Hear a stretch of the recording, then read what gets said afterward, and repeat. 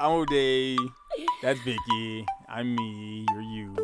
We are we. Oh my god, that was That's so cheesy, corny. Right? The You, Me, Oh my We goodness. podcast. Welcome back, everybody, to another episode of the You, Me, We podcast. I'm Ode. I'm Vicky. And this is episode 78. Mm-hmm. 2 episodes in a row where I was on point with the numbers. Congratulations. Um, Sorry, I'm adjusting myself. I am. It was a very hot day, so we both came with the arms out. Oh, I guess, yeah.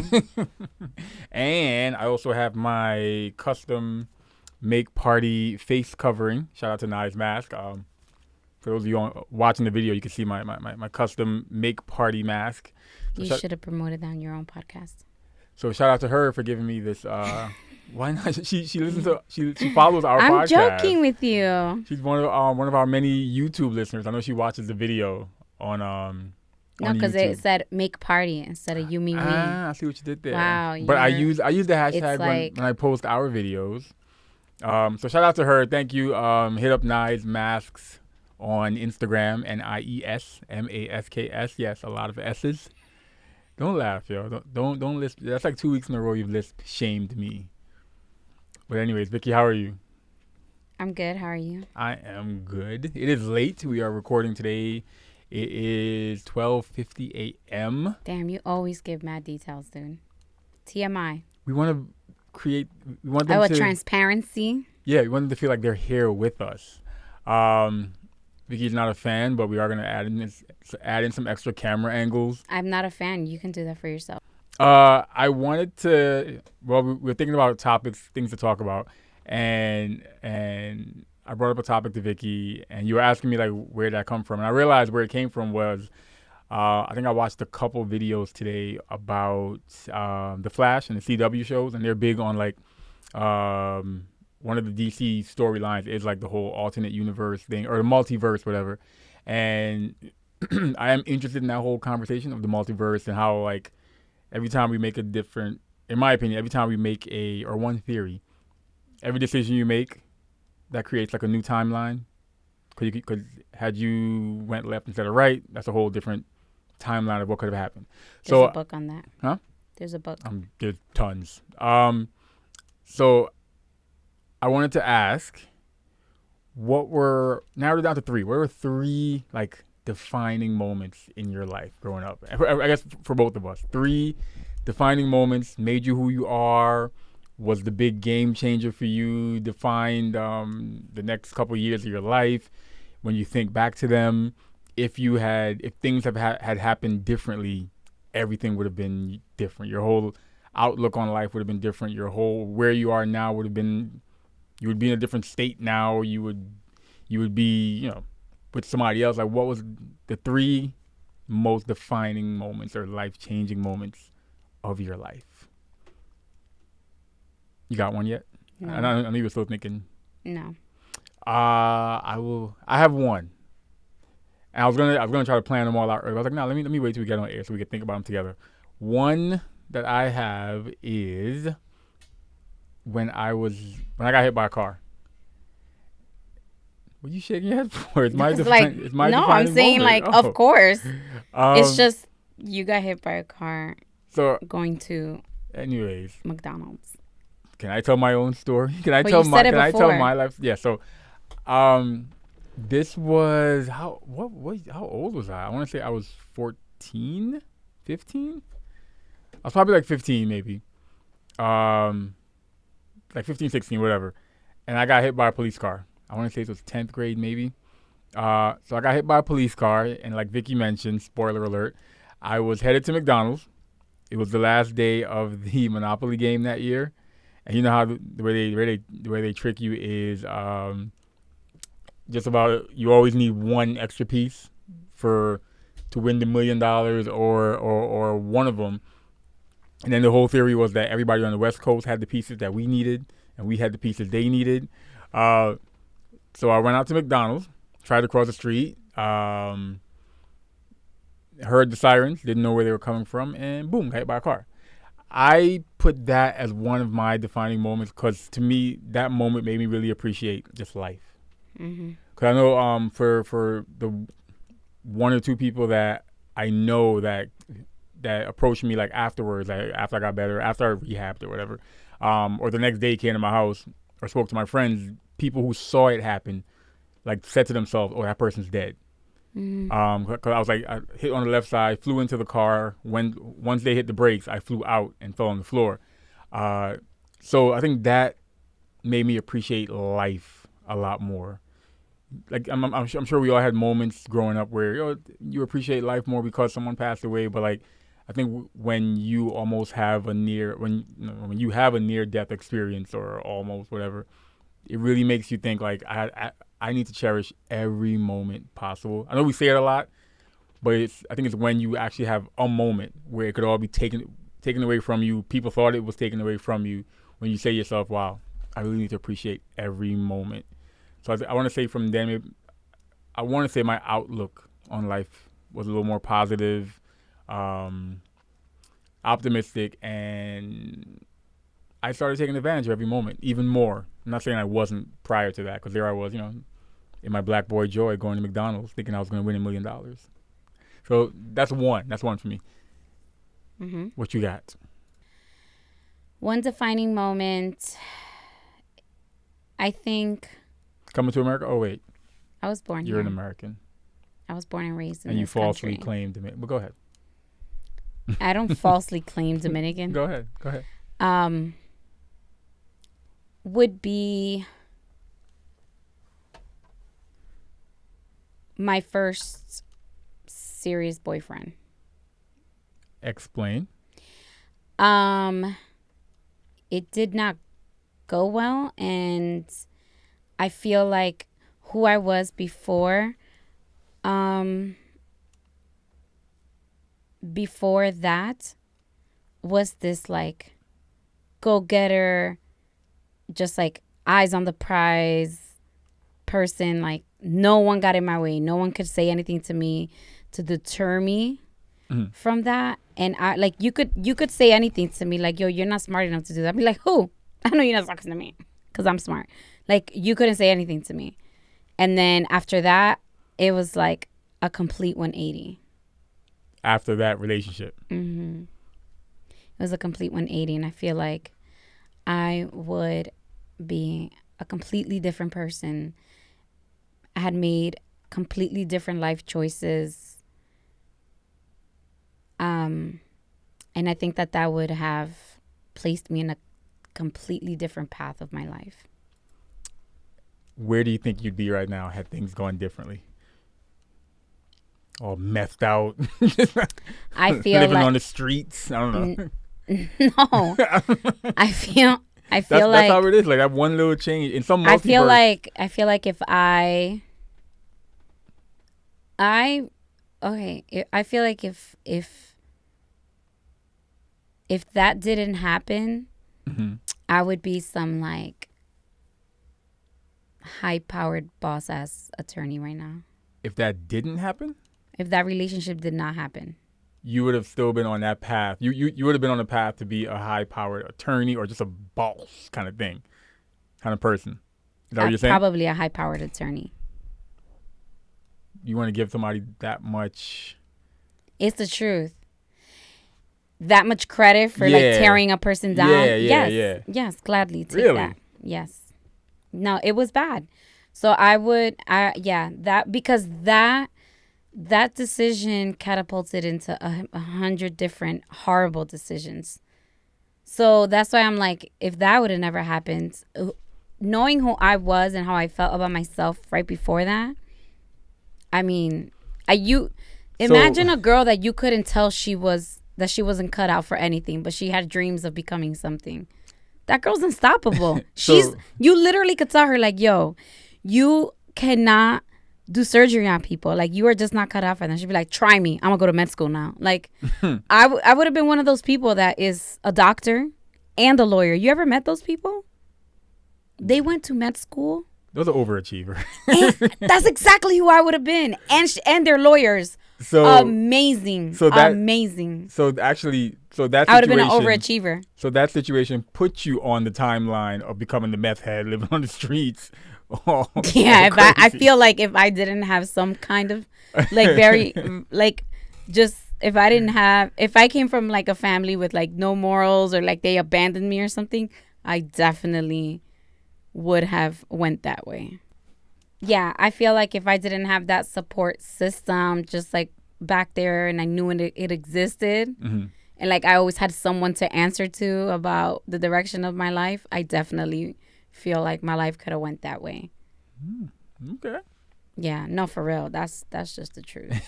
um, my second one. If I'm going in that same timeline, trying to think who's my first girlfriend. That if I have an equivalent. My first grade girlfriend changed my whole life, ruined me forever. No, I'm joking. Nah. Are you making fun of No, me? no, no. I was making fun of you. I was just trying to find a. Never mind. Mine's next one would be still in that age range. Actually, my first real job with my grandmother. Mm-hmm. I would say that was one of the most defining. One, because it was with her. This is my grandmother from my dad's side.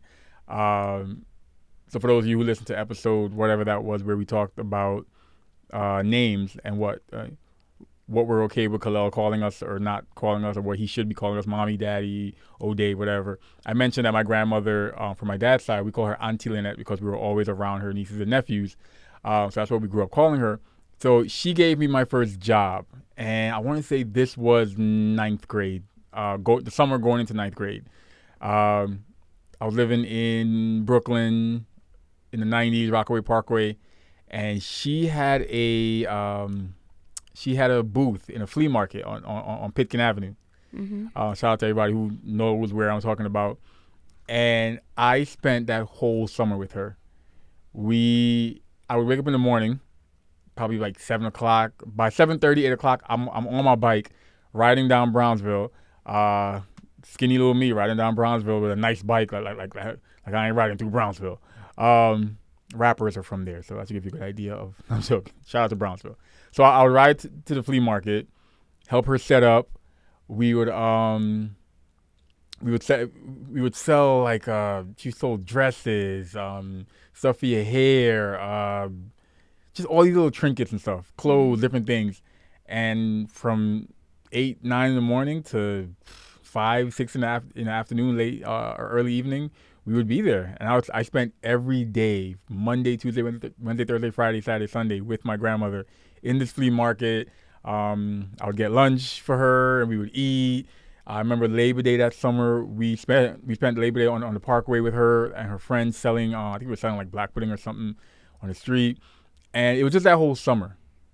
That was a summer. I would say I always, you love your grandparents, you love your family, whatever. But that was a summer I would say I um the love I had for my grandmother, the bond was made that summer. So that's why I think that summer definitely gave me my work ethic, because there I was, a ninth grader in my first job, and I think the day that stands out the most was the day that she couldn't make it until maybe like 11 o'clock one day, so I had to set up on my own, and this is my first time doing it without her there. And I remember I got there, I opened it up, I set it up. By the time she got there, I had sold like 2 dresses, and these are those little girl dresses. That's like everybody listening over the age of 35 probably has a photo of themselves when they were really young with the little like frilly dress with the berets in the hair and stuff. But I sold like 2 dresses and maybe like 4 other things. And I was so like proud of myself. So that was my first like big achievement in the business world, you know. Mm-hmm. So I think that put me on a path that it gave me work ethic that I took and I applied to like sports. I applied to school. I applied that to work, everything.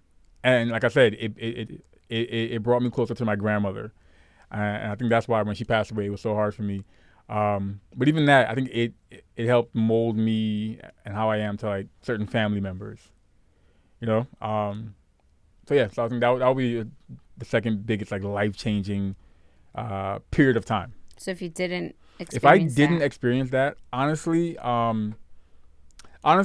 she was a big connection to my father's side of my family.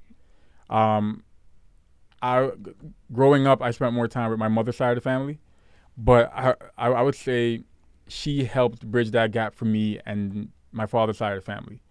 Um, so I would say if I didn't have that summer, I would have still bonded with my father's side of the family like I always have, but I don't think it would be this. It would have been this deep. That summer, I would have just been home, going to the park. God knows what would have happened. I mean, don't get me wrong. It wasn't like I didn't grow up in like a terrible neighborhood, but I could have wasted a summer away just like hanging out, playing ball, playing with my friends, doing like stupid stuff, probably getting in trouble. But while my friends were doing that, I was there working with my grandmother, building a strong work ethic, knowing what it was to be responsible. I think that summer I was also practicing track practice with the Boys and Girls High School track team for Big Apple Games with my sisters and their track team friends and members. So I think juggling all that like successfully, I would say, it taught me a lot. I think if I didn't do that, I wouldn't be the responsible adult that I am today. Yeah. Okay. Just go ahead and say it. You met me and ended up on meth on the streets. No, because I'm not trying to go for such obvious things. I'm trying to go for something that led me to that. Okay. So, like, for example, if I would have went to a different college, which I did have the option. I actually was, so, you know, in Jersey, your default application from my high school was you apply to Kane.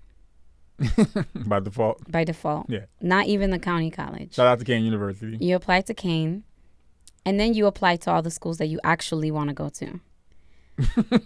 Just in case that you don't get in, then at least you got into Kane. So for like Middlesex County and was that Union County, Kane is your zone college? Essex County. Kane's your zone college? Yeah. Okay. Because, I mean, you know, I could say this because I graduated from Kane. But I don't know if it changed, but, you know, their admission standards are not that great. At that time. At that time, right? Because I don't know if they've raised anything. But I will say, let me just say this because I say this to everybody. The assumption that I had of Kane University, I don't know if they just upped their game by the time I got there, but their classes were way more applicable to real life than the college that I was at prior. And they were like, so, you know, we are a state college, but we look like a private college kind of people. So I actually wish I would have gone to Kane first because I feel like I would have gotten a lot more out of my education than the school I was at.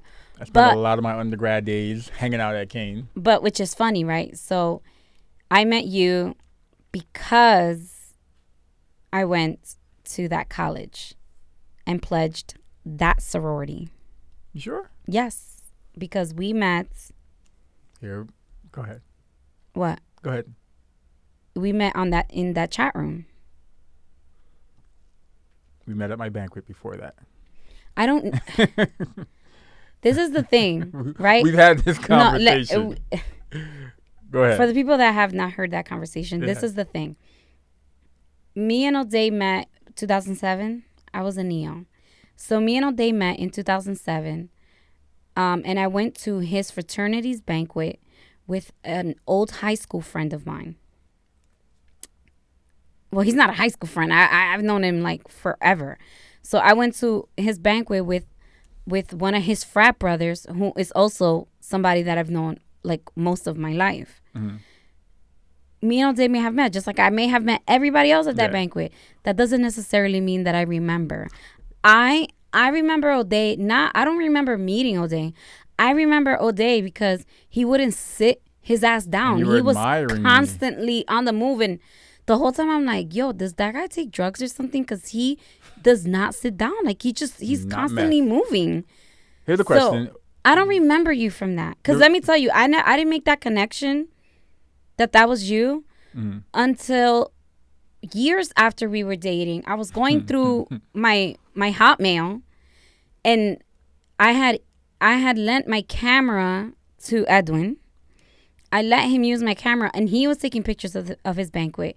And I was going through my email to clean it out, and I saw in my outbox the email that I sent him of all his pictures so that he can have them for my camera.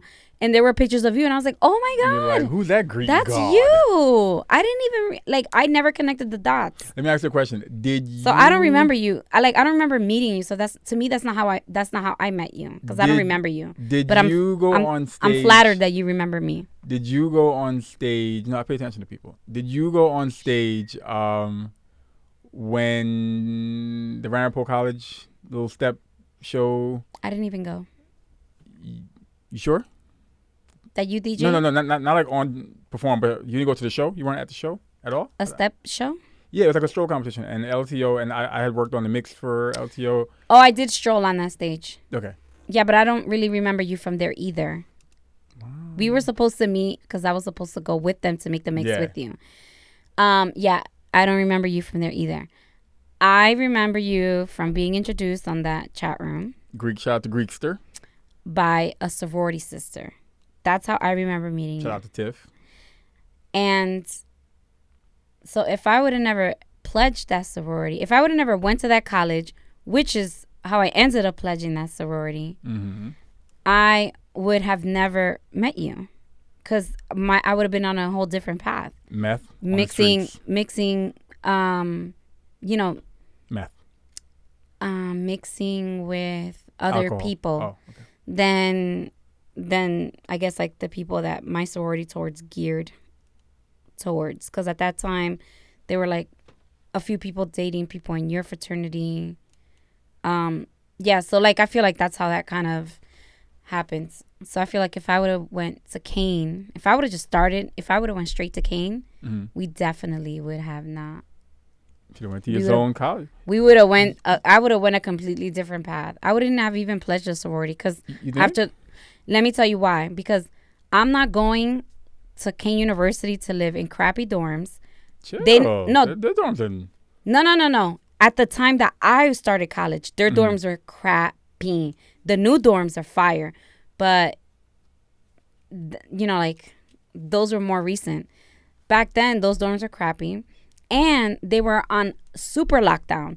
Like, you couldn't even walk into the building, and they were asking for Mad ID. I mean, no one could stay over. Like, I'm not sneaking nobody. They were asking. I'm not sneaking nobody in if I'm paying tuition. That's my thing. The reason why I didn't go to Kane was because I was like, I'm not coming from my mom's house to feel like I'm still living under her rules and people asking me for ID coming in and out of a building. Like, that's not gonna happen. I'm paying mad. I'm going into debt paying this tuition, and you're not gonna let me walk in with whoever I want. No, that's not happening. So that's why we wouldn't have met, because I would have been a commuter the second semester. That first semester, I'd have been like, hails to the no. And I would have been a commuter like my cousins that went to Kane, and they just commuted. Because they're like, I have more freedom in my own house with my own stuff in my, where I've always been. I would have been doing the same thing. I would have never pledged a sorority. I would have gone to college like I went to high school. I showed up, went to class, and took my ass right back home.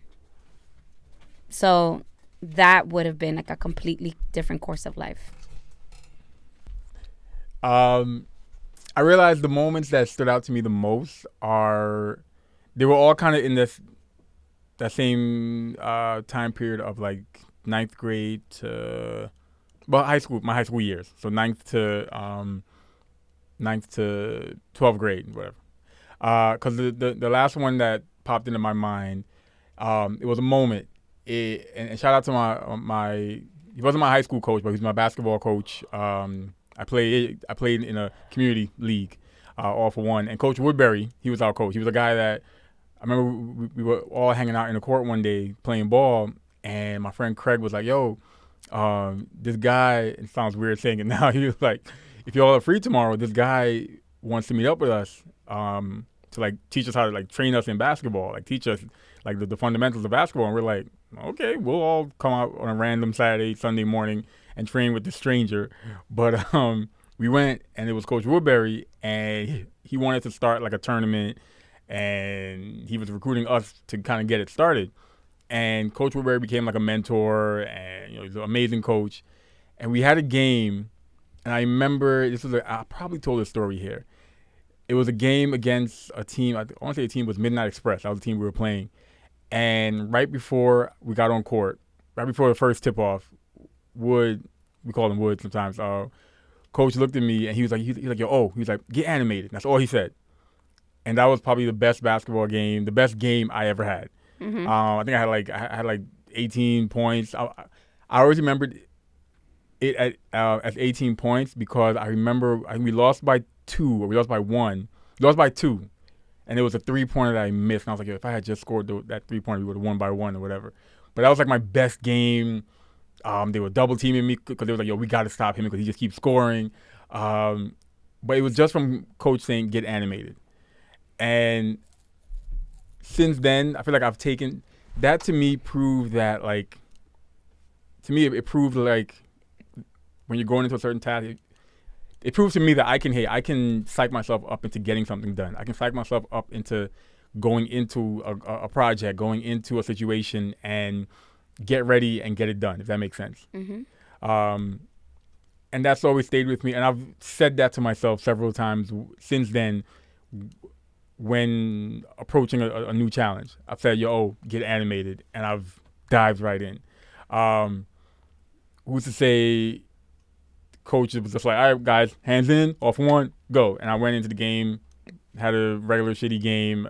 That would have probably been my last game. I would have said, hey, I ain't even playing no more because I hate this. And I just lost like a love for basketball, and I didn't stay around, didn't get the additional teachings that Wood, taught us over the next couple of years that we played with him. Like I said, I applied that to like things that I did. And I think I still apply that, and that whole get animated. I think that's been my personality since then. So I think that would be my third moment, because even to this day, I still apply that. I still say that. I still think about that. And I'm always happy when I see Woodbury on my timeline. And I always make a point to like acknowledge him and say, hey, Coach, happy birthday, Coach, if it's his birthday, just stuff, because he played a big part. He was like that father figure for a lot of us outside of the home, So, yeah. And then I would say over the years, I've done my best to like be the Woodbury to other people coming up. He also gave me my first, again, my grandmother gave me my first job. He gave me my first opportunity to coach. So here I was, one of the new guys, like playing with him, learning from him. And we had a younger division. So we had the biddy. So it was like, if we were all 14, 15, 16, this was like a 13, 12-year-olds. And his son was on one of the teams. We were the blue team. And he had me coach the blue team.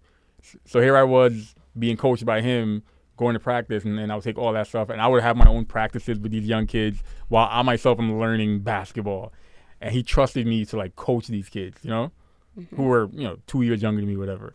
So that was my first like another first moment where I was thrusted into like a leadership role at a young age, and to me that that molded me when it comes to being a leader. So thank you to Coach Woodbury. So I would say that would be my third defining moment that changed my life. Because had that not happened, I'd be on the streets doing meth. That's getting old. Go. I would say the last time we got back together, when I graduated. Which part of that? When you graduated, or us getting back together? No, I was referencing just that time period. The last time, like around what time that was. Do tell. Like if we didn't get back together. Where do you think you'd be? Aside from the obvious. On the street doing math. I don't know. Guess. I feel like... Because right now there is a timeline where we didn't get back together. And we are I don't know where either of us would have been. Because now you brought me into it. I know. That's Thanks. crazy, right? I'd probably still be living in Sayreville. I don't know. To be honest with you, I don't think that you would. Be living in Sayreville? Yeah. Why?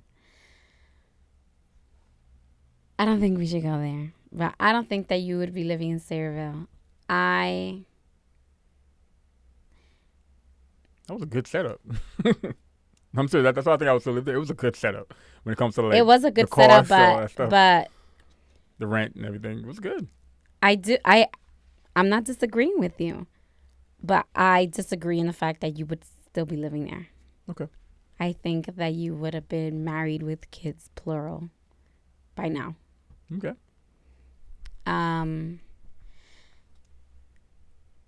I probably would have. Technically, had it not been for Corona, right now I would have been married with kids. No, kids, plural. I thought I said More than married one with child. kids. I said married with kids. Oh. I think that I would have just been probably just focused on a career. Lawyer, doctor.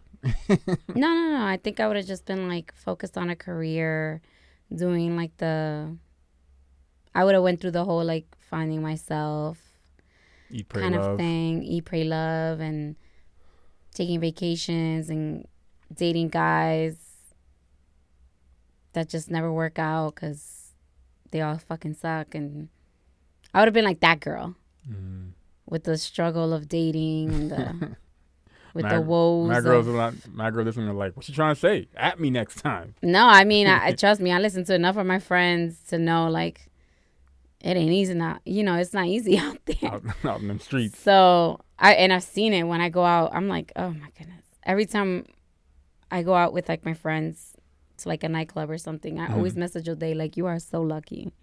You are not dealing with what's out here.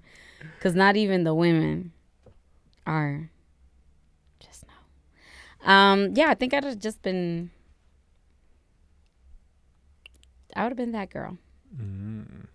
Single, doing my own thing. Single and ready to mingle. Or single and mingling.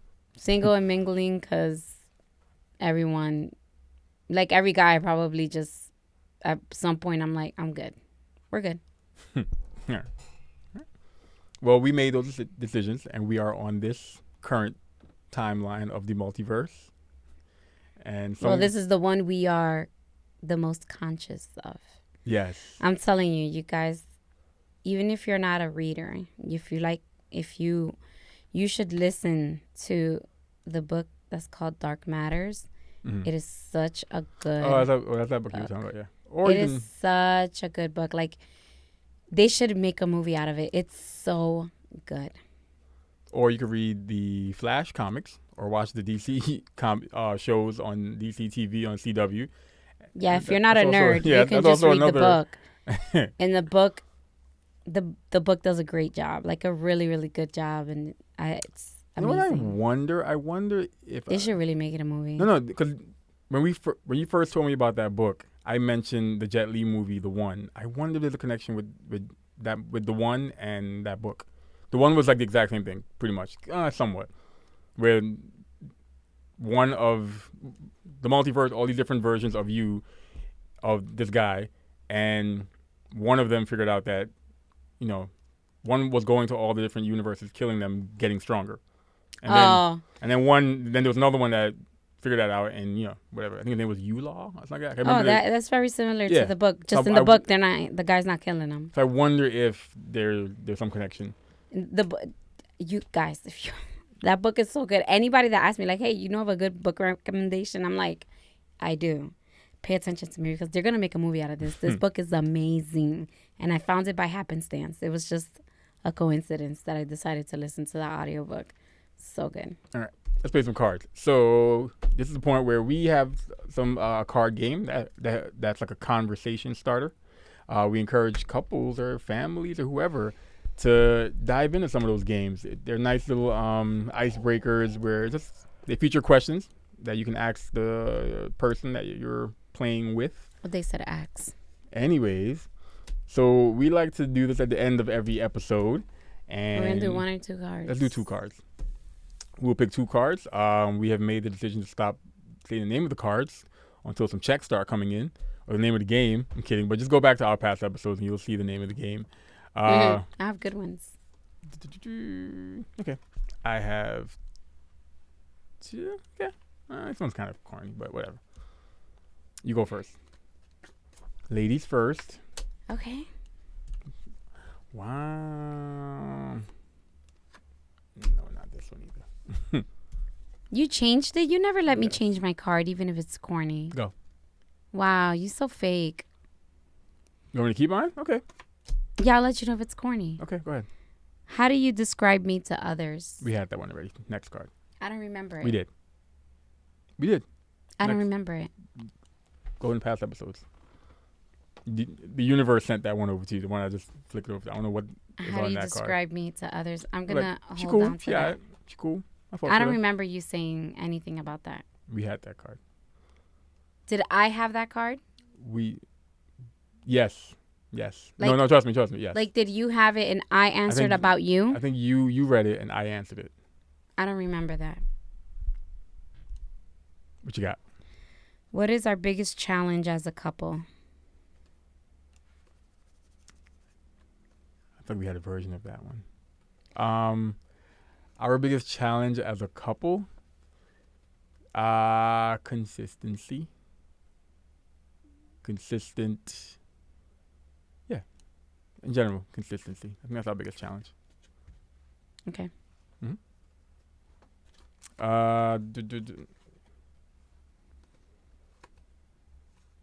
When have I disappointed you and how do you feel about it now? So pick one of the 3 from the past 10 years. Because that's all there has been. Read it again. When have I disappointed you and how do you feel about it now? When you purposely left me out of stuff. Okay. And how do you feel about it now?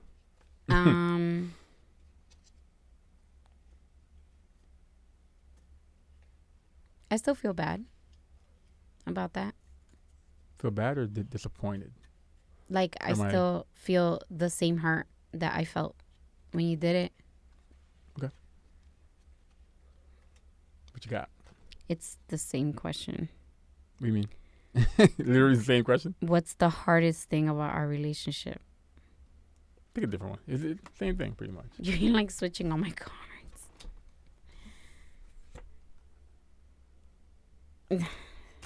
Doesn't even apply. You've asked that. I've asked that already. Like, literally, I remember. I'll go through them again and move. The universe turned that one over. No? What happened? That's a rated R.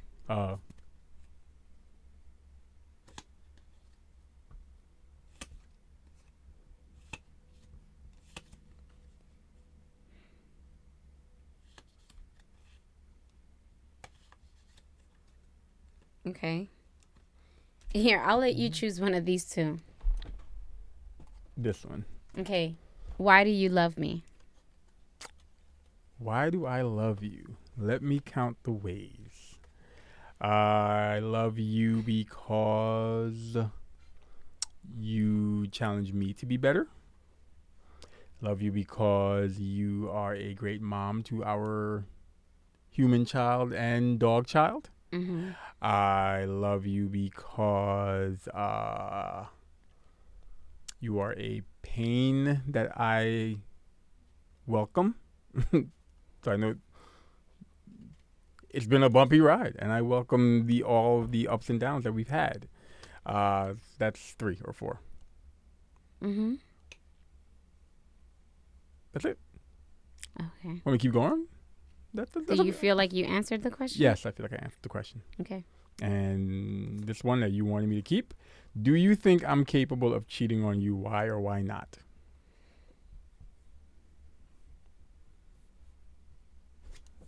Damn, you couldn't just show it to me before you asked. No, she just trusted me. It's because you don't let me switch on my cards. You just switched your cards 6 times. No, you made me switch the cards. Go. I was perfectly fine with the cards I had. Do I think that you're capable? Mm-hmm. Yes. Everybody's capable of anything. Mm-hmm. That's not saying do I feel like you're capable? Yes. And then what was the other? Why or why not? Okay. Okay. I think the question is poorly phrased. Yeah. Because anyone is capable of anything. So not capable, so I guess more. Do I feel like you would Yeah. cheat on me? I feel set up by this question because it's a recording. What do you mean because it's a recording? Because like if something ever happens, they'll be like, "See, you a dumbass bitch." Simp. Yeah, basic. Look at her looking basic, saying no. Do I feel like you would cheat on me? Because that's what it's asking. I feel that you won't. Mm-hmm. Because, and this is a legit, sincere, truthful answer since we're doing transparency. Okay. I feel that you won't cheat on me because you have worked too hard to be, I can't think of the word. I'm curious now. You don't want people looking at you like that. Like you've worked too hard to be who you are, for people to know you who you are, to do something to destroy that image of yourself to other people. Like you are, it sounds a little self-serving, but it is. Okay. So I feel like you won't do it. That's one of the main reasons why you won't do it. Because you're like, I've worked too damn hard to be that person. And I feel like that's why you won't do it. All right. Yeah. Okay. Because then how are you going to look down on people? People who are only good people so they can look down on bad people. They're out there in the world. Next episode, we will talk about people. And I'm like, that would strip you of that power, because then you cannot pass judgment.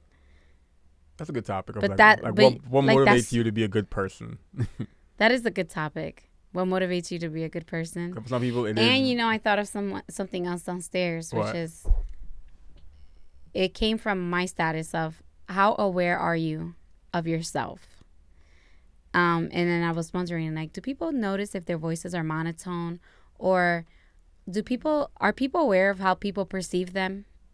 Mm-hmm. Like how in touch are you with what people's opinion are of you for real? Like, do you know your level of cornballness? Right. Because we all had it. Or how easy people are agitated with you, or like, I thought of that too. Episode 79. But yeah. Thank you guys for tuning in to this episode of the You, Me, We podcast.